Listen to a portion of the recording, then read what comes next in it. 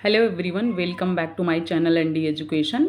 Last video में मैं UPSI के प्रीवियस ईयर हिंदी के 40 क्वेश्चंस डिस्कस किया था मैंने, जो कि 12 नवंबर 2021 शिफ्ट थर्ड का था। शिफ्ट 1, 2, 3 मैं डिस्कस कर चुकी हूँ।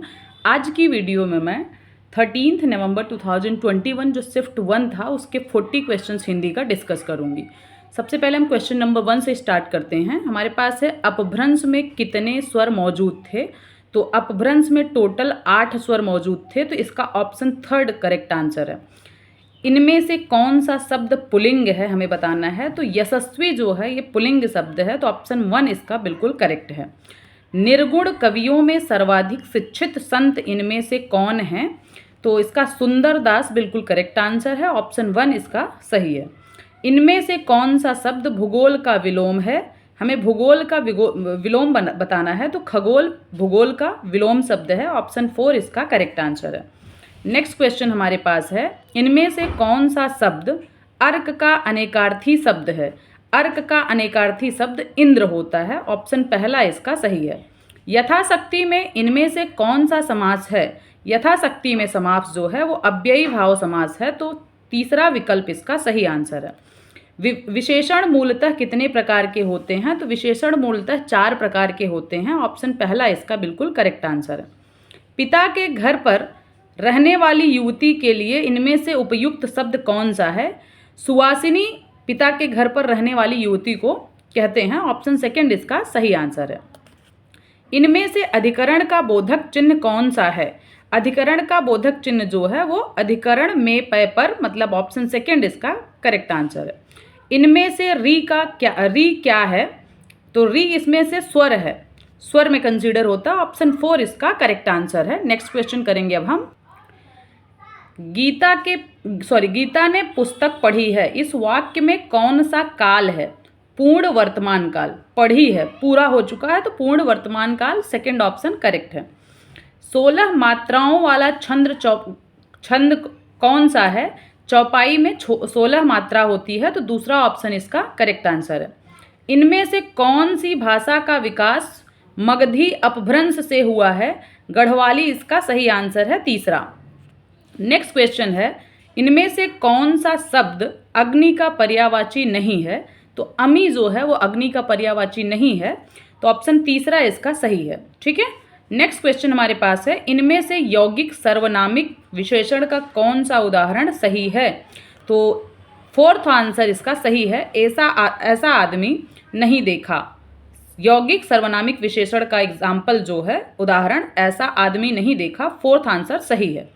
इनमें से वीर रस के कवि कौन हैं। तो 16th क्वेश्चन का आंसर है रामधारी सिंह दिनकर जो हैं वो वीर रस के कवि हैं, तो दूसरा ऑप्शन सही है। कुंडलिया छंद में चरणों की संख्या कितनी होती है। तो 6 छंद होते हैं कुंडलिया छंद में, तो फोर्थ ऑप्शन इसका करेक्ट है। किसका उच्चारण स्थान दंत है। तो न जो बोलते हैं हम, न का प्रोनाउंसिएशन जो है दंत से होता है, तो 18th का सेकेंड आंसर सही है। महावीर द्विवेदी इनमें से किस पत्रिका के संपादक थे। तो इसका नेक्स्ट आंसर है, फर्स्ट आंसर इसका करेक्ट है, सरस्वती। इनमें से कौन सा गौरव का विलोम है। आनंद जो है गौरव का विलोम शब्द है। ठीक है, तो फर्स्ट ऑप्शन इसका करेक्ट है। इनमें से नाक का बाल होना मुहावरे का अर्थ क्या है। अधिक प्यारा होना, तो फोर्थ ऑप्शन इसका करेक्ट है। इनमें से प्रयोगवाद के प्रवर्तक कौन हैं। अज्ञेय इसका करेक्ट आंसर है। अब हमारे पास कुछ अनुच्छेद दिए गए हैं, उसको पढ़ के हमें इसके बेसिस पे 23 से लेके 25 तक के क्वेश्चन का आंसर देना है। हमारे पास लिखा है, तुलसी जैसा कवि काव्य की विशुद्ध मनोमयी कल्पना प्रवण तथा श्रृंगारात्मक भावभूमियों के प्रति उत्साही नहीं हो सकता। उनका संत हृदय परम कारुणिक राम के प्रति ही उन्मुख हो सकता है, जो जीवन के धर्ममय सौंदर्य मर्यादापूर्ण शील और आत्मीय शौर्य के प्रतीक हैं। विजय रथ के रूपक में उन्होंने संत जीवन की रूपरेखा उभारी है और अपनी रामकथा को इसी संतत्व की चरितार्थता बना दिया है।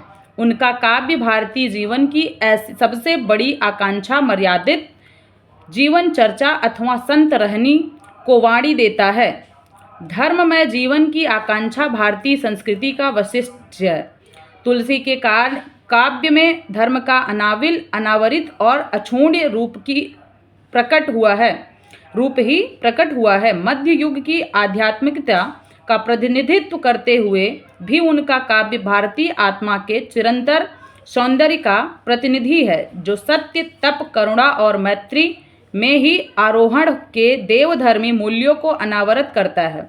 उनके काव्य में हमें श्रेष्ठ कवित्व ही नहीं मिलता, उनके आधार पर हम संत कवित्व की रूपरेखा भी निर्धारित कर सकते हैं। भक्ति उनके संतत्व की आंतरिक भाव साधना है। इस भाव साधना की वाणी को अप्रतिम क्षमता देकर उन्होंने निष्कम्य दीप शिखा की भांति अपनी काव्य कला को निःसंग और निर्वैयक्तिक दीप्ति से भरा है।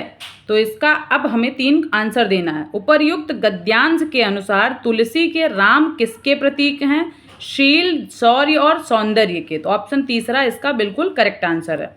नेक्स्ट क्वेश्चन हमारे पास दिया है, उपर्युक्त गद्यांश के आधार पर तुलसी के काव्य में भारतीय जीवन की सबसे बड़ी कौन सी अभिलाषा व्यक्त हुई है?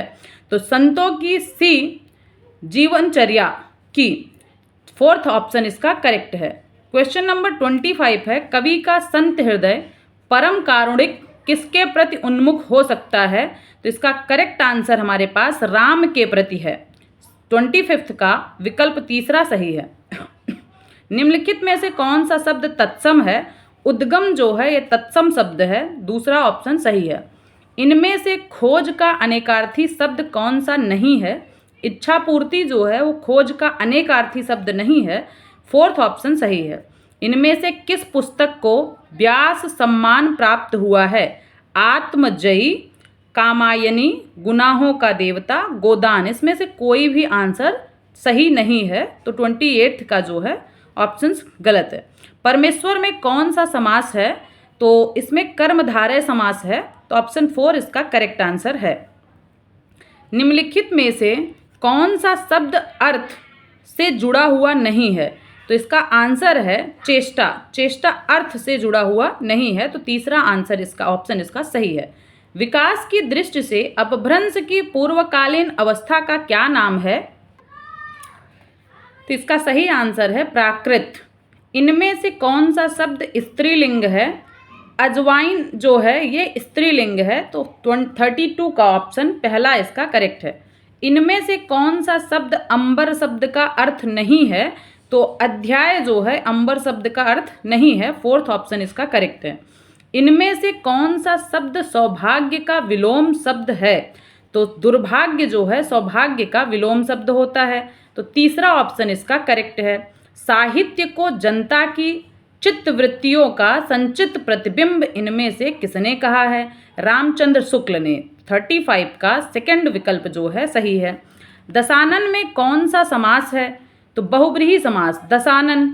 सेकंड ऑप्शन करेक्ट है। आत्मजयी इनमें से किस विद्या के पुस्तक है? आत्मजयी जो है काव्य विद्या की पुस्तक है, तो 37 का दूसरा विकल्प सही है। नेक्स्ट क्वेश्चन हमारे पास 38 है, हर्ष, दुख, घृणा, पीड़ा इत्यादि मनोभावों को व्यक्त करने वाले शब्दों को क्या कहा जाता है? इसको हम विस्मयादि बोधक कहते हैं, तो ये हो गया 4th ऑप्शन इसका करेक्ट। महावीर प्रसाद द्विवेदी सरस्वती पत्रिका के संपादक कब बने थे? तो 1903 ईस्वी में। प्रत्यय मूलतः कितने प्रकार के होते हैं? तो टोटल प्रत्यय 2 प्रकार का होता है। ये हमारे पास टोटल 40 क्वेश्चंस थे। मिलते हैं नेक्स्ट वीडियो में नेक्स्ट शिफ्ट के हिंदी के 40 क्वेश्चंस के साथ। तब तक के लिए bye bye, thank you so much.